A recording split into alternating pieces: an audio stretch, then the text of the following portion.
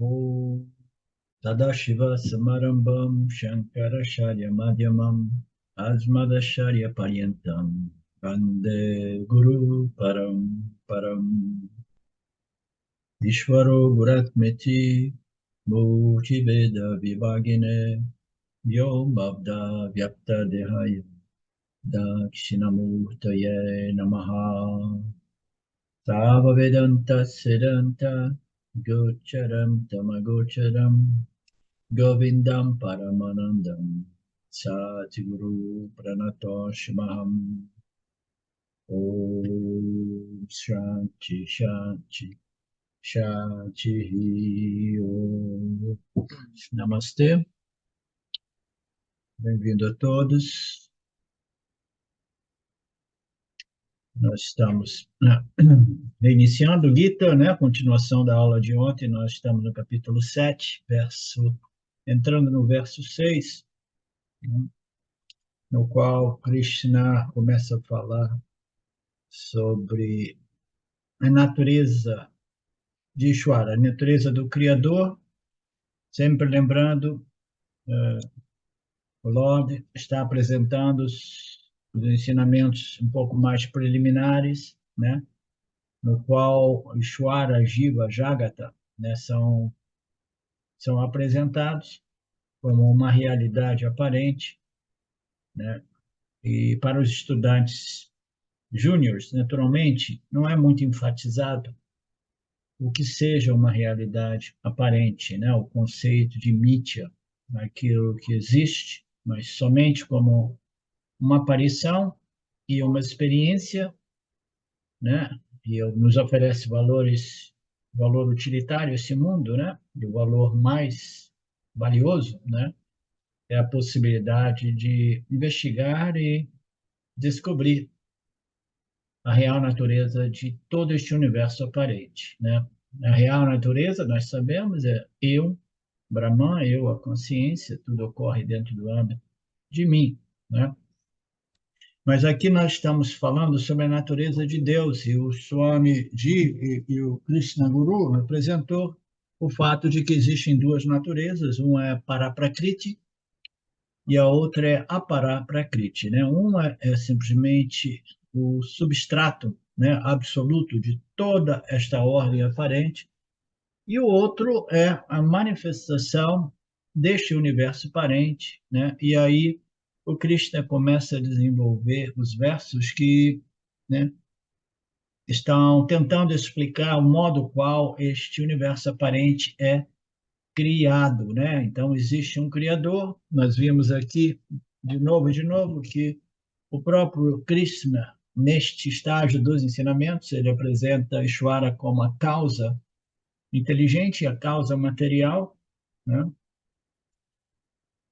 E agora ele vai falar do que é este Criador. E é muito bonito porque, como nós sabemos, a compreensão deste relacionamento entre a criatura e o Criador e a criação e suas leis e princípios é fundamental para que o indivíduo possa crescer mentalmente, psicologicamente e espiritualmente, né?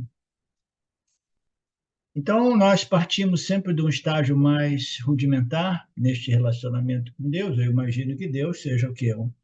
Uma pessoa, né, diferenciada, que vive, né, nos céus e observa tudo e nos pune, né, quando nós cometemos pecados e nos retribui, né, ou nos agracia, né, quando nós vivemos em harmonia com suas leis e princípios, né? Então, esta é a imagem inicial de todo buscador espiritual, né? E é importante também valorizar esta compreensão mais simples do que seja o Ishvara, né? Às vezes a gente se torna um pouco snob chegando no Vedanta, chegando no Karma Yoga. O Karma Yoga do Vedanta, né, é uma ciência dualista, né, entre o Jivatma e Ishvara, o Criador, no qual esse Ishvara é compreendido de modo muito mais profundo do que a compreensão comum nas religiões, né, por aí, que serve o propósito, né, de introduzir as pessoas ao fato de que existe um Criador aparente dentro desta ordem aparente, naturalmente sem dizer que o Criador é aparente, sem dizer que o Jiva é aparente, sem dizer que a ordem, o Jagata é aparente, né? Mas os conceitos preliminares são mais simples, mais rudimentares, mas são importantíssimos, porque, como nós sabemos, né, o indivíduo que realmente rejeita um Criador, né, dentro desta ordem, né, mítica que nós vivemos, ele fica perdido, né, completamente perdido, porque se não existe Criador, da onde eu vim, para onde eu vou, então tudo que existe é o quê? É matéria. E o que é essa consciência humana? É um subproduto da matéria. Né? Então, um indivíduo que não compreende aquele aspecto imortal, né, inerente à nossa experiência humana, ele se torna violentamente agressivo, né, a respeito da sua interação com o campo, porque ele acha que ele é um subproduto da matéria, que não existe um Deus absoluto, e muito menos um Deus que o criou. A matéria cria por si, porque ela, como se ela tivesse inteligência própria, ele se torna fundamentalmente uma pessoa, um indivíduo materialista que rejeitou Deus. Esse indivíduo, né, na carência desta compreensão e desta atitude, desenvolvimento desta atitude entre ele e o Criador, ele invariavelmente vai violar o Dharma e vai criar muita dor, muito sofrimento para ele e para os outros. Vocês entendem? Então, as religiões mais básicas, elas servem um propósito muito importante. Mas quando a gente chega no Vedanta, o Vedanta apresenta Ishvara como o Criador de modo muito mais sofisticado e ele é visto, né, em diversos níveis, né, no nível causal, a sementinha mesmo, né, potencialmente, né, capaz de criar o mundo. Aí ele é visto, né, como um brotinho desta semente, né, que em analogia é equivalente ao, ao primeiro estágio da manifestação do universo, né, aqueles elementos básicos, né, os elementos sutis, né, os cinco, os oito, né, princípios, né, sutis, né, os cinco elementos sutis mais a mente, o intelecto e o ego, como foi colocado, né? Então, existe o estágio potencial na semente, existe a manifestação a nível sutil, que se corresponde ao universo sutil, conhecimento sutil, todas as almas individuais, né? A nível de formação sutil, e a manifestação, a explosão física, material do cosmos, né? No qual os jivas participam, né? Então, esta visão de Ishvara, que é a causa inteligente, a causa material, a causa energética, as leis que regem o campo, e fundamentalmente Ishvara é o cosmos, é um organismo vivo, entendeu? Tudo isso é uma visão muito complexa, muito bonita para a maioria dos cristãos, entre outros, né, religiosos que existem no mundo. Você concorda, Alcione?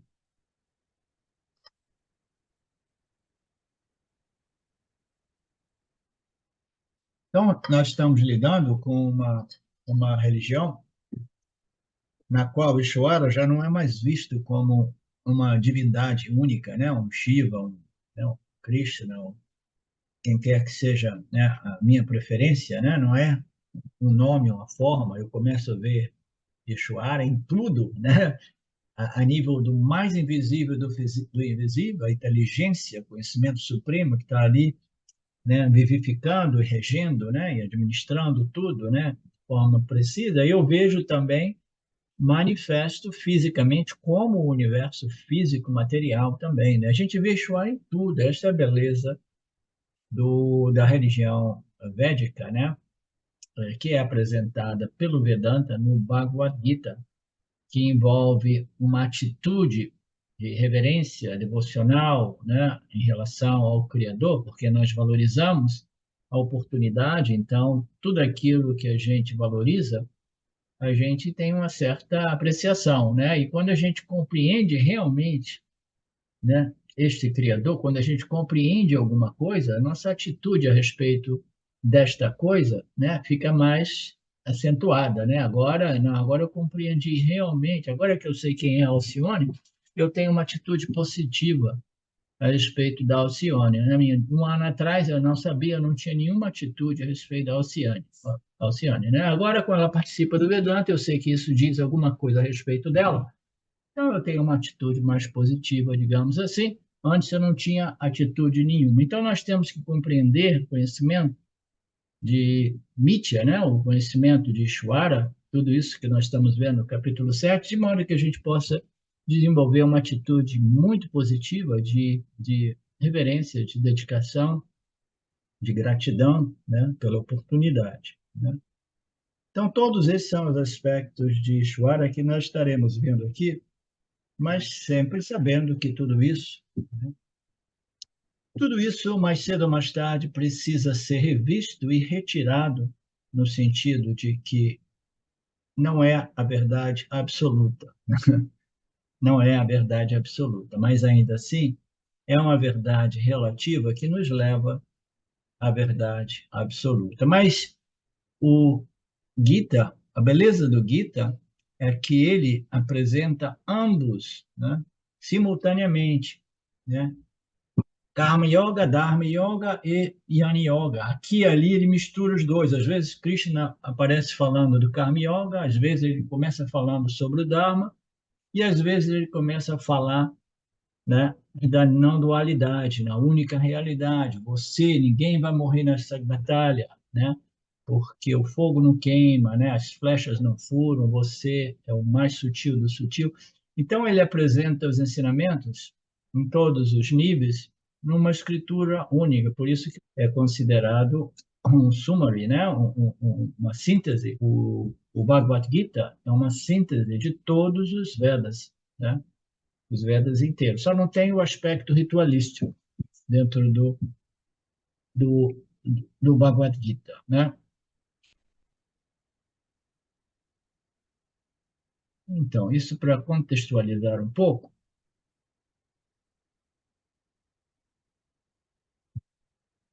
essa consciência, né, é experimentada na forma do nosso princípio vital. Se você tiver dúvida, toque seu corpo, você sabe que você é um ser senciente. O mundo funciona como um ser humano cósmico, apenas por causa desta natureza para Prakriti, né? Que é o substratum de tudo, que é Satchitananda, que é a consciência, existência de natureza infinita, né? Limitada e infinita. O mundo está sempre em harmonia, e é por isso que, em nossa religião védica, nós olhamos para o próprio universo manifesto como o Deus cósmico, ou como um ser cósmico. Aqui foi traduzido como uma pessoa, né? Um ser cósmico. Né? O que é um ser? É um ser vivo, né? Um ser vivo. Então, este universo, esse cosmos, é uma pessoa, um ser cósmico. A parte visível deste ser cósmico é a Paraprakriti. E a parte invisível, o princípio sustentador, o sutil sustenta o mais denso sempre, né? O princípio sustentador invisível é chamado de Paraprakriti.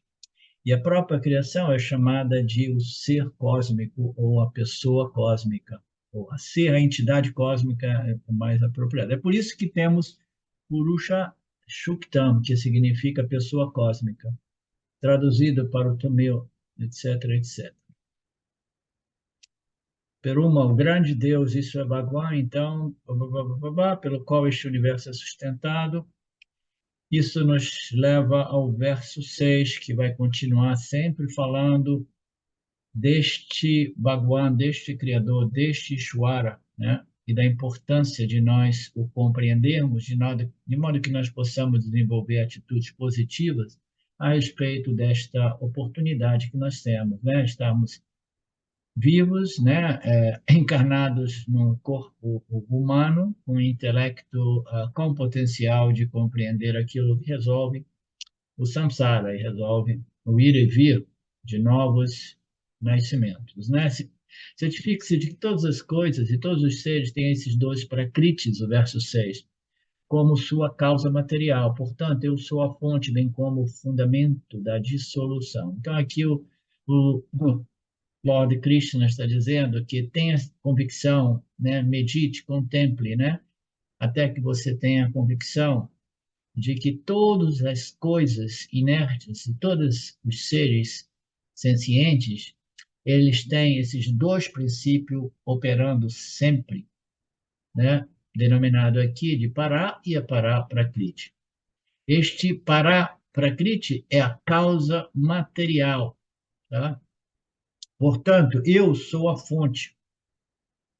Eu, bem como o fundamento da dissolução. Então, ele diz que tudo parte, origina, né, criada a partir de si, e tudo retorna, né, tudo se resolve a este princípio também. Né? Então, é o ensinamento a partir do qual o universo existe potencialmente como uma sementinha invisível, né? Em sua manifestação, em sua formação causal, universo causal, cosmos causal, né? Tudo existe ali potencialmente, né? É a causa de tudo, eu sou a fonte. E daquele princípio, né, o universo é projetado a partir do primeiro estágio, os elementos sutis e o jiva sutil, né? E ele é sustentado por este Paraprakriti.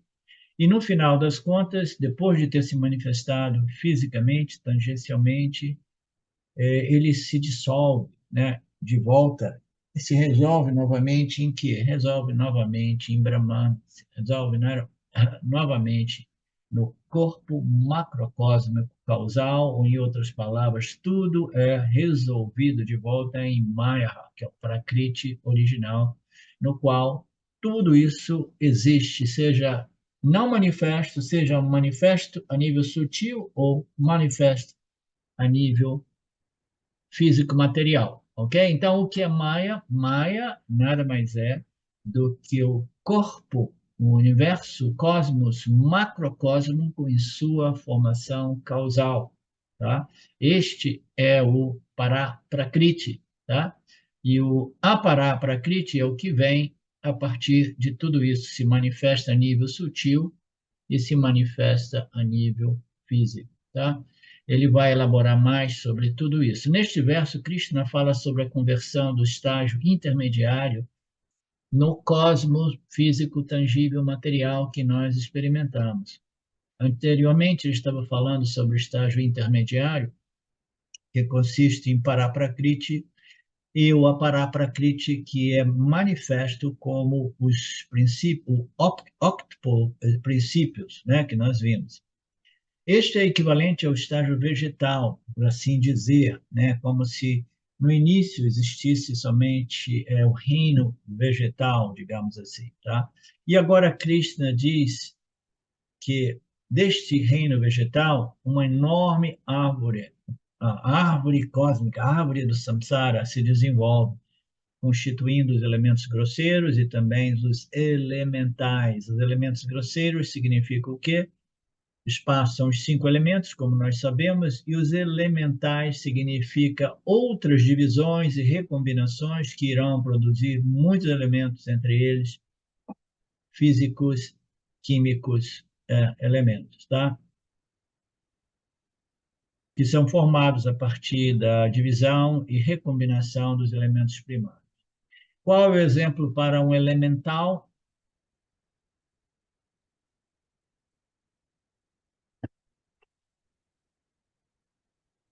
Qual é o exemplo para um elemental? O elemental é eu costumo chamar isso de configurações infinitas, né? Com todas as construções ou configurações, elas são originadas nas 3 energias que se tornam os 5 elementos sutis e que depois se subdividem e se recompõem para grossificar como os 5 elementos físicos materiais que nós conhecemos: espaço, ar, fogo, água e terra, tá? E esses 5 elementos, eles vão dar formação a muitos outros elementos no campo da ciência, tá? Então, o que é um elemental? É uma configuração mais complexa, mais sofisticada, tal qual o nosso corpo humano. Nosso corpo, né, é um elemental muito complexo, né? Existe, os 5 elementos estão lá. A gente tem todos esses 5 elementos: espaço, ar, fogo, água e terra. Estão todos eles contidos no nosso corpo, né? Mas existem outros elementos, né? Uma infinidade de elementos químicos, entre outros, né? Qual é o elemento elemental? Corpo. Nós temos a terra, nós temos o barro refinado. Então, ele diz que o corpo é feito de um barro refinado. Às vezes dizemos que o barro está apenas na cabeça, mas, de acordo com as escrituras, todo o corpo é feito de barro. Barro significa terra, tá? Onde é que está a terra? A terra está no meu próprio corpo. Mas o corpo é mais constituído por água, segundo a ciência. Sim, mas existem todos os demais elementos também, né?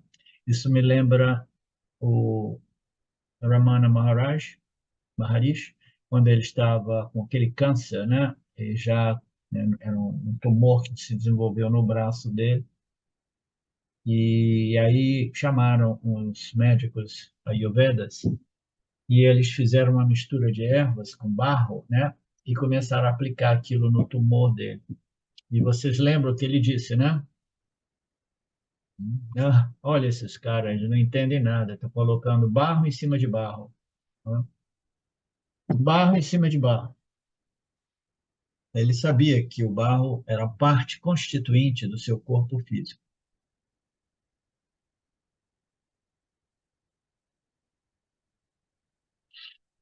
Então, nós temos o fogo também, nós temos água. A água, sim, a gente sabe que o corpo é cheio de água. E o fogo? O fogo também existe, a gente sabe como é que a temperatura do corpo sobe, porque a gente tem o elemento fogo, né? Como é que a gente cozinha o alimento, né, fazendo a segunda digestão ou a terceira digestão lá no estômago, entendeu? A gente tem o fogo digestivo também. Então, o elemento fogo é parte integrante do nosso corpo físico, né?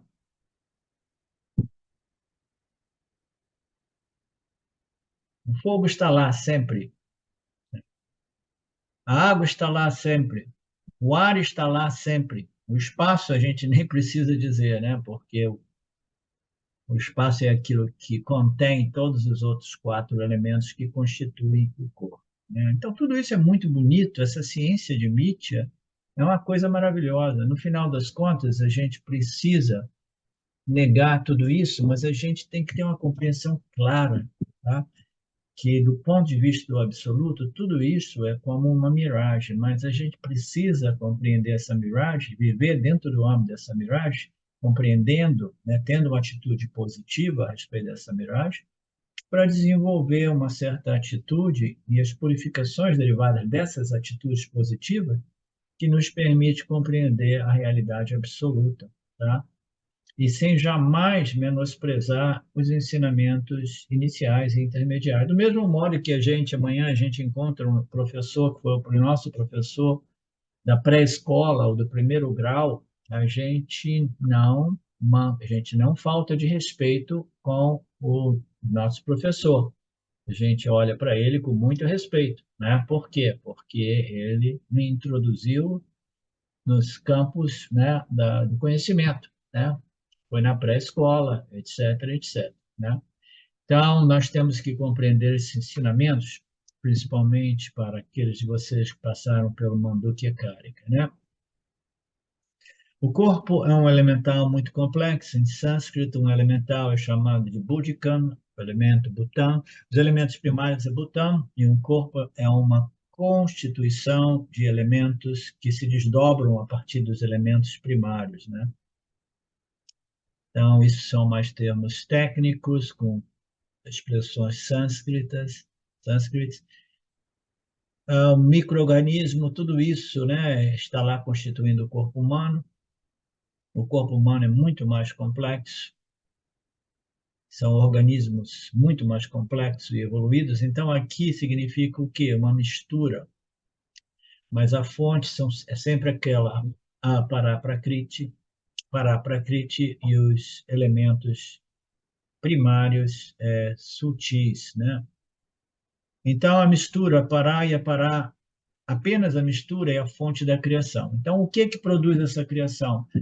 Os prakritis de Maya, sempre associado com aquilo que é o Paraprakriti, né? Que é simplesmente o Turiya, né? Que é simplesmente aquilo que é o substrato de Maya e de tudo aquilo que é desenvolvido a partir de Maya. Tudo isso. Então, o que nós somos? Nós somos uma mistura de ambos, né? Nós vimos no texto do Panchadasi, né, que nós vimos na época, que no futuro a gente precisaria refazer aquele texto, porque o texto que nós fizemos, Panchadasi, foi muito condensado e resumido e cobria só uns cinco capítulos, não os 15, né? Foi uma síntese que o James fez na época que ele ouvia os ensinamentos para fazer os livros dele, né? E depois transcrevia. Então, no Panchadasi, a gente tem um ensinamento muito bonito, no qual a gente compreende de modo mais claro, né, que nós somos uma mistura de ambos, né, né, consciência pura, né, e matéria-energia. Então, o que é matéria e energia? É tudo aquilo que é um objeto fenomenal, né? Um fenômeno objeto. Então, o que é matéria? A mente. O que é a mente? A, a mente que é a consciência refletida, fundamentalmente, né? Que não é realmente a consciência refletida, né? A consciência refletida é um apontamento ainda mais importante para nós podermos ver a identidade entre a consciência refletida e a consciência original, né? Mas no Panchadasi a gente vê que em cada momento de nossa experiência humana nós temos os dois princípios, né? Consciência original e consciência refletida, né? Espírito e matéria, energia. A mente é uma energia, tanto a matéria inerte como a matéria sutil, mente sendo uma energia sutil, tudo isso só existe porque é permeado, pervadido, né? Sustentado pelo espírito, pela consciência pura, pela existência pura, né? Então, nós temos ambos esses fatores, esses princípios, operando o tempo todo, né? Eu tenho a minha natureza Pará e a minha natureza Apará, né? Eu tenho a minha natureza Nirguna e eu tenho a minha natureza Saguna, né? E Deus, que é o tópico principal aqui, tem a sua natureza Nirguna e a sua natureza Saguna. E aqui Deus é colocado como uma mistura de ambos, porque quando nós tratamos do Deus Criador, nós estamos tratando do Criador Ishvara, ou Saguna Brahman, não Nirguna Brahman, né? Portanto, somente Deus evoluiu nesta criação. Toda esta criação nada mais é do que uma expressão, né, desta mistura Paraprakriti com Aparaprakriti, que cria um universo que fundamentalmente é uma expressão desta inteligência suprema, e o objetivo de tudo isso é nos permitir desenvolver uma atitude de realmente apreciação e reverência por este Deus aparente, né? Porque eu, Gil aparente, né? Eu preciso compreender este Criador aparente. Então, o que é Deus? Uma pessoa lá nas nuvens, né? Uma pessoa que está tomando nota de tudo que eu faço, observando tudo, para me compensar ou me punir, né? Não, essa é uma visão naturalmente mais rudimentar, embora importante, né? Importante. Então, Deus é tudo. Deus é a manifestação cósmica, né? É o ser cósmico, né? Ele despeja tudo, despeja o reino mineral, animal, as galáxias, né? As estrelas, né? Os planetas. Então, tudo isso é o corpo, né? É a expressão cósmica deste ser universal, deste ser cósmico, chamado o Criador manifesto, né?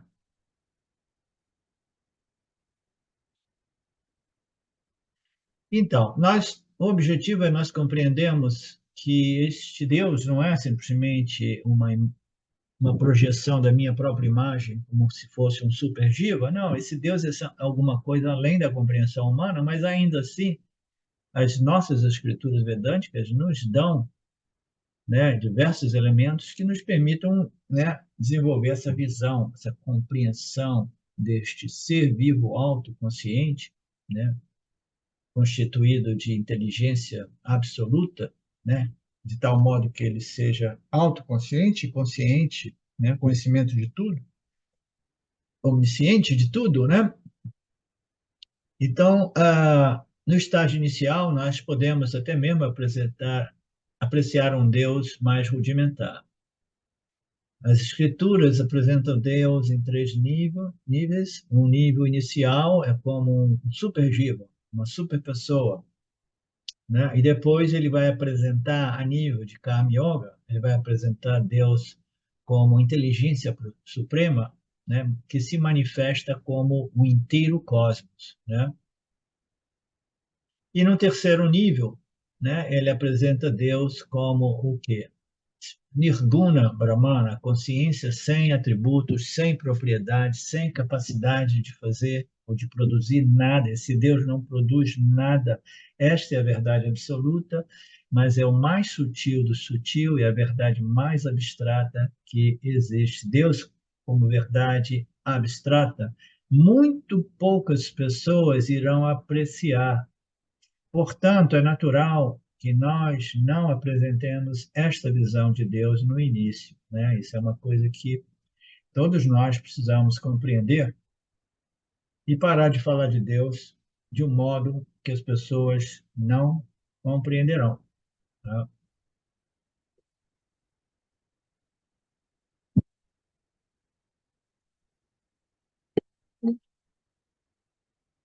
Portanto, não olhe para Deus como se fosse uma divindade, não, uma imagem, um nome, né? Ou uma super pessoa, ou um super avatar. Desenvolva a visão vedântica e veja Deus como a manifestação cósmica, própria manifestação cósmica. Sabemos que é mais difícil a gente desenvolver essa visão e assimilar esse ensinamento. E todo o universo evolui deste Deus cósmico que se manifesta fisicamente, mantendo, portanto, no entanto, né, a sua natureza pura inteligência, como a causa inteligente, que não somente projeta, mas sustenta e rege, né? E faz de modo que tudo se resolva novamente nesta inteligência suprema que nunca é perdida, né? Por isso é dito que os universos eles retornam nesta forma macrocósmica causal, no Prakriti fundamental de Maheshwara, o assim dito Pralaya, né, de modo que, quando circunstâncias são novamente adequadas, o universo é reprojetado ciclicamente, como nós sabemos, tal qual a sementinha que, em condições favoráveis, num solo favorável, ela germina para produzir um brotinho, e esse brotinho se torna o universo, uma grande árvore, né? Portanto, tudo vem de mim e tudo retorna a mim, tudo repousa somente em mim durante o pralaya. E qual é o destino deste universo? Os cientistas estão estudando a cosmologia, estão falando sobre o Big Bang, é um tema controverso. Eles descobrem que esse universo ele se expande numa velocidade monstruosa, né, que parece não ter fim. E eles dizem que mesmo agora o universo está se expandindo, mas eles estão preocupados, achando que um dia essa expansão vai cessar e aí ele vai retornar, né? Vai fazer um movimento contrário, né? Ele vai voltar para trás, seria alguma coisa assim? Então, um Big Bang seria agora um, uma implosão, né? Primeiro tem a expansão, depois tem o retorno e a implosão, seria isso, né? Ninguém sabe, tudo especulação. Ninguém tem a compreensão de como o Maheshwara produz esse cosmos tão intrigante, né? Isso é o que se diz hoje em dia nas ciências, né? Chamam de singularidade, que é esse princípio causal macrocósmico, e a partir desta singularidade o mundo se expande novamente, né? E se contrai novamente. Isto é o que eles estão se perguntando. Mas, de acordo com as nossas escrituras, essa evolução do mundo mais tarde terá que ser revertida, né? Será seguida novamente por um pralaya, uma dissolução do universo. E na hora do pralaya, depois do pralaya, o que que ocorre? Durante o pralaya, o que que estará lá? Estará o Paraprakriti, né? Tudo que existe, né? Presente, passado e futuro, né? Condensado, né? Na semente deste universo, no campo macrocosmo causal, no Prakriti de Maya, e assim novamente, Paraprakriti se expande para se tornar a Paraprakriti. Então, novamente se expandirá, não se preocupe, dizem que são milhões ou bilhões de anos cada aparição, aparecimento, aparição do universo. A gente tem algum tempo ainda para obtermos moksha e nos liberarmos deste processo de muitos nascimentos. Aí o Swami nos traz aqui uma passagem do Gita, ou Arjuna, todos os seres são imanifestos no início, manifestos no meio e imanifestos no final. Qual é a utilidade de sofrer tanto neste mundo, né? Digamos assim, né? No verso 2, quando Arjuna estava com aquela dificuldade emocional, sentimental, sem querer, né, fazer o seu Swadharma, e Krishna tentou muito, né, no início, a movê-lo através dos ensinamentos mais profundos do Jnana Yoga, né? Aí ele apresenta essa, né? Isso aqui é uma ordem aparente na qual os seres existem em sua condição causal, e no início ninguém estava aqui. E eles se manifestam no meio, e depois eles retornam para a fonte no final. Então, se você sabe que nada é destruído, porque matéria e energia jamais pode ser destruída, né? Então, por que sofrer por todos esses seres, essas pessoas, essas coisas que vão e vêm ciclicamente, sem fim, né? Por que sofrer quando você tem essa compreensão do todo, né? Dessa manifestação no qual as coisas aparecem e desaparecem, permanecendo só manifestas durante um período intermediário. Tudo volta à condição não manifesta. Da condição imanifesta, não manifesta, ele virá a manifestação de novo e de novo. Bhagwan, se você quiser compreender um pouco isso, o Criador nos deu uma amostra, um micro. O que é isso? Diariamente acontece. Todos nós temos essa experiência. No período da manhã, ao acordar, as nossas atividades evoluem de nós, os pensamentos vão surgindo, as ações vão surgindo a partir do despertar, né? Então, antes, tudo aquilo estava onde? Estava não manifesto. Onde é que estava a minha mente? Onde é que estava o mundo? Onde é que estavam minhas vássanas? Onde é que estavam os meus projetos, os meus quereres e não quereres, né? Os meus objetivos? Então, tudo aquilo foi resolvido durante a noite.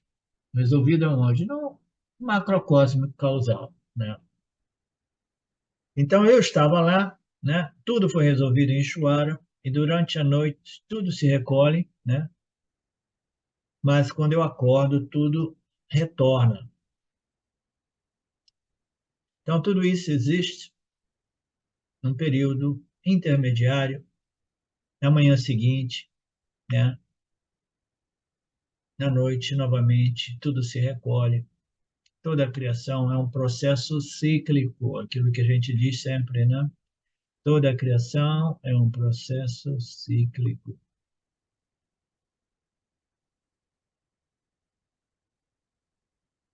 Não é isso, Marcelo? Todo essa natureza cíclica, ela é muito claramente observada, né, por todos nós, né, no nosso dia a dia. Vasana, desejos e medos, palavras e ações, e depois vasanas, né? Tudo vem do causal, se manifesta a nível mental, depois a nível verbal, depois a nível físico, para produzir novas vasanas ou reforçar vasanas antigas, né? Desenvolvendo novas vasanas ou reforçando. Então, o ciclo nós observamos em todos os aspectos da nossa experiência humana.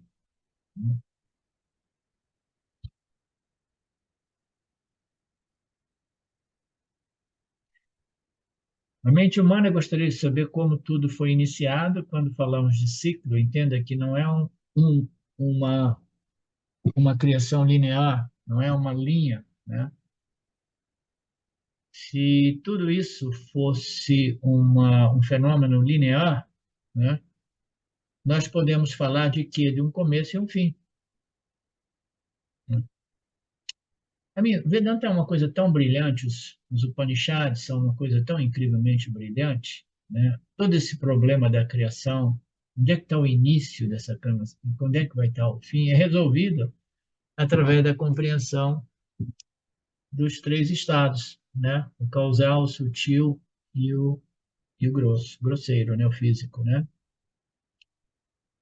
E todas as analogias a respeito disso, como, né, semente, o brotinho e a árvore. Então, quando nós falamos de ciclo, é simplesmente principalmente para que a gente abandone a noção de que existe uma criação linear com início e com fim, não existe, né? É um círculo, né? Vocês conhecem essa expressão, né?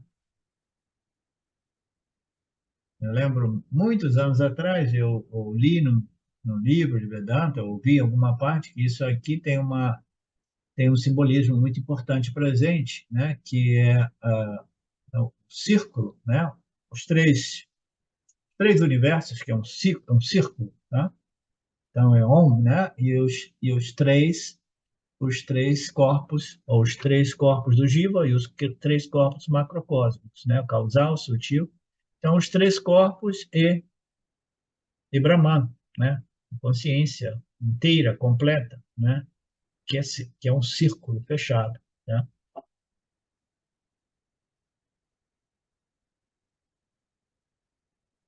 É um processo eterno, anadi, ananta, anadi, ananta, ó. Então é sem início, né? E é um ciclo completo que jamais termina. Então, aquilo que não tem início, meio e fim, né? É aquilo que é não dual, aquilo que é não dual não seria o caso, mas é aquilo que não é além do tempo e do espaço, tá? Além do tempo e do espaço. Mas você pode sair do ciclo. Isso é chamado de moksha. Então ele fala aqui que o universo, né, Ishvara, Jiva e Jagata, eles são um princípio, né, digamos assim, eterno e sem início. É um processo cíclico, né? Cíclico, que a gente nunca sabe, né? O ovo e a galinha, o ovo e a galinha, o ovo e a galinha, quem é que chegou primeiro e como é que isso vai acabar, né? Então, existem esses ciclos, né, intermináveis que são sem início e são sem fim. Então, Anadi Ananta, um ciclo completo que não termina, eterno, né? E aqui e ali nossos textos nos lembram que este ciclo também é uma representação do samsara chakra, né? Que é a roda, né? A roda de quê? É um outro aspecto cíclico, que é nascimento, vida, morte, envelhecimento e renascimento. É um ciclo fechado. Então, tudo neste universo parece seguir este padrão cíclico. Então, se é realmente assim, ninguém pode fugir deste sistema cíclico, né? Aí o Swami, como todos os nossos gurus, né, os nossos textos, apontam para o fato de que existe solução para este conceito, esta natureza cíclica deste universo manifesto, né? Dentro deste processo, nós não conseguimos sair dessa natureza reciclável, cíclica, né? Mas isso não significa que você não possa romper com o ciclo do samsara, né?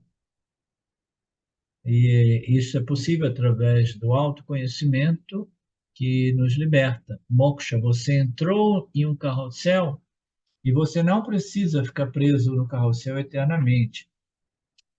O carrossel, depois de algum tempo, ele pode permitir que você desça, né? Mas se você ficar preso eternamente neste carrossel, né?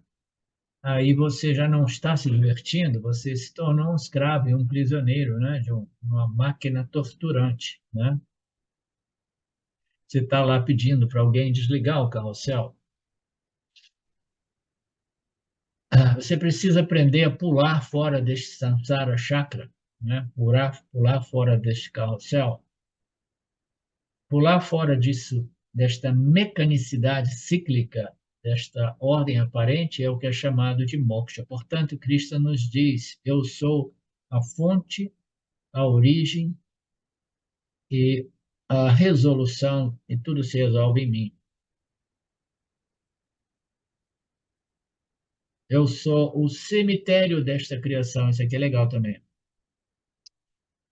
Eu sou não somente, né, o nascimento, né? Eu não sou não somente, né, a fonte que projeta seres vivos, né, e seres inertes constantemente, né, durante o meu estágio manifesto, né, mas eu também sou a fonte de resolução, que aqui ele é apresentado como o cemitério. Todo aquilo que é criado será destruído e destruído em mim, resolvido em mim.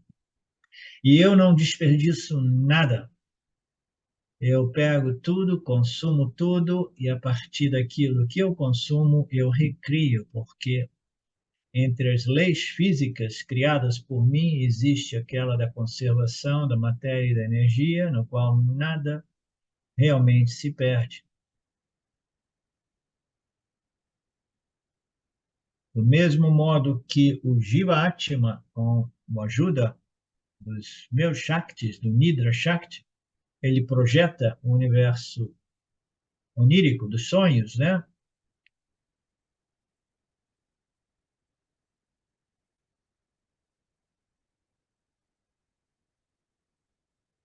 No qual a mente do Jiva produz todos os elementos sutis, o espaço no qual o mundo dos sonhos ocorre, etc, etc. Do mesmo modo, eu crio e resolvo tudo de volta a mim, né? A diferença aqui, essa distinção é uma distinção importante, a gente viu isso muito no Mandukya, né? É a distinção entre a projeção desta ordem física material, né? A partir de Maheshwara, né?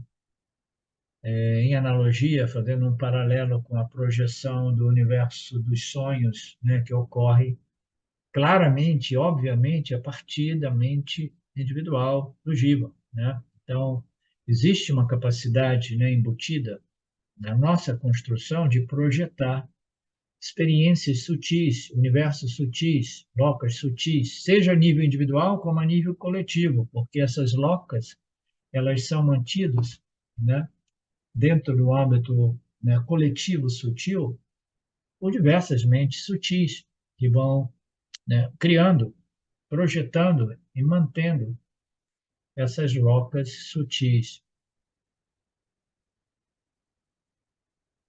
Lembre-se que na hora do sonho, que a hora do sonho é diferente da hora do desperto. Lembre-se que a hora, o horário, o sentimento, a sensação de hora, de tempo, lembra-se que a sensação de tempo é diferente, né, do sonhador para o desperto. Esse é o sentido.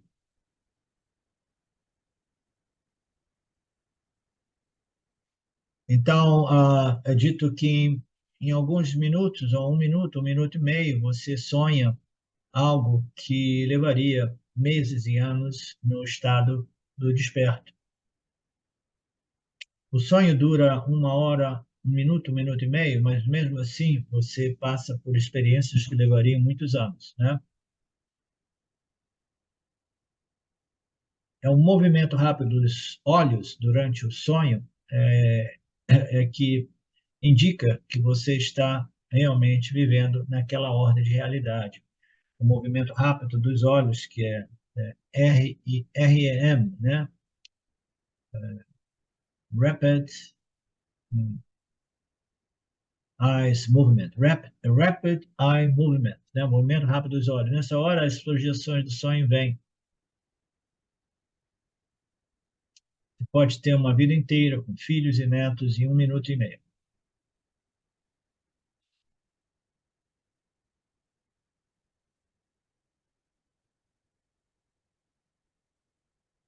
Portanto, isso nos faz pensar no que seja realmente o tempo, né? Seja realmente o tempo. A minha mente criou o tempo dentro do mundo dos tempos. Minha mente criou o espaço. A minha mente, né, criou essa ordem, né, sutil, né, os elementos, né, os objetos.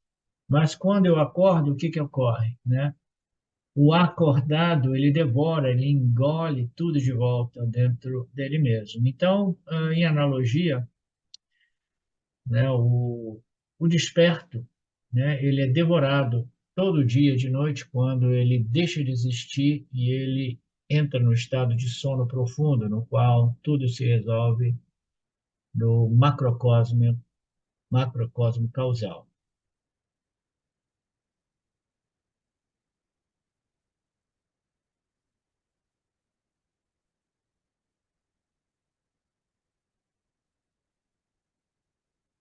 Então vamos fazer uma pausa aqui, Marcelo. A gente volta daqui a pouco, a partir do verso 7, sempre nesta batida, tentando desenvolver não somente esta visão do que é o Criador desta ordem aparente, na qual o Jiva aparente precisa conhecê-lo, né? E desenvolver determinada compreensão barra atitude.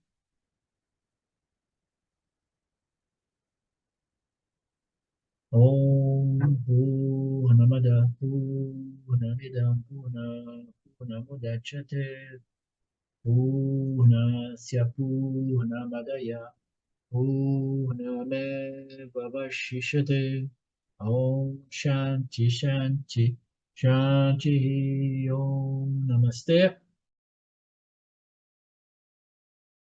Olá, queria trazer aqui para vocês o quanto eu tenho me beneficiado dos ensinamentos do Vedanta. Esses ensinamentos do Vedanta, eles mudaram a minha vida, o meu estilo de vida, né? A partir de uma compreensão sobre Jagata, o mundo, sobre essa pura inteligência Ishvara, sobre o Jiva, né? A mente, o funcionamento, sobre a aplicação do Karma Yoga diariamente na vida, o quanto isso beneficia a purificação da mente, né? Para poder daí acessar aquilo que é mais valioso. Aliás, eu diria sem valor estimável, inestimável, né?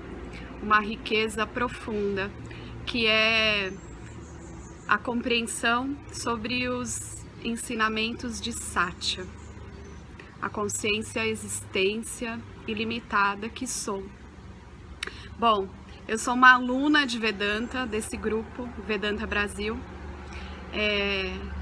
que iniciei a jornada, estou no começo da jornada, mas essa jornada seria impossível sem o apoio diário de um professor qualificado, o professor Arlindo Nagar, nosso professor, que dedica a sua vida, que dedica as batidas do seu coração exclusivamente para o ensino do Vedanta.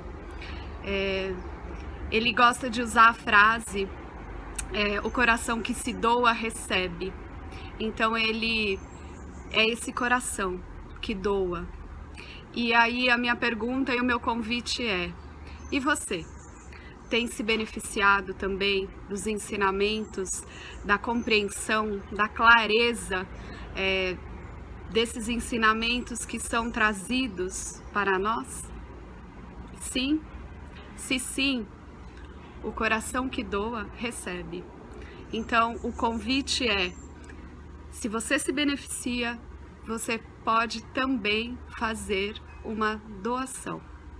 Essa doação, ela é necessária, apropriada, para a manutenção, né, desse ensinamento vivo diariamente para nós.